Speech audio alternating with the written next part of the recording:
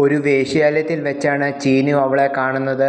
റൂമിനുള്ളിലേക്ക് ഭോഗമോഹങ്ങളുമായി കയറിയ ആ യുവാവ് കണ്ടത് 28ൻ്റെ ശരീരവും 2ാം ക്ലാസ് കുട്ടിയുടെ മനസ്സും പ്രവൃത്തിയുമായ വിജിയെയാണ്.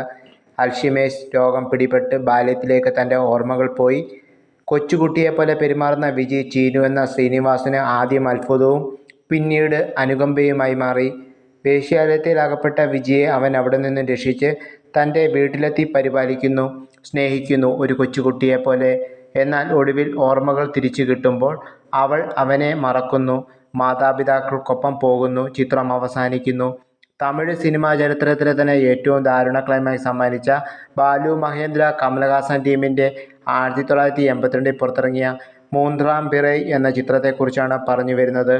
ചിത്രത്തിലെ ക്ലൈമാക്സ് സീനിൽ ശ്രീദേവിയായി അഭിനയിച്ച വിജിയെ കമലിൻ്റെ ചീനു ഓർമ്മ തിരിച്ചുപിടിച്ച് തന്നെ മനസ്സിലാക്കി കൊടുക്കുവാനായി കുരങ്ങനായി അവളുടെ മുൻപിൽ കാണിക്കുന്ന സീനുകൾ പ്രേക്ഷകർക്ക് അതീവ തേങ്ങലായി മാറി.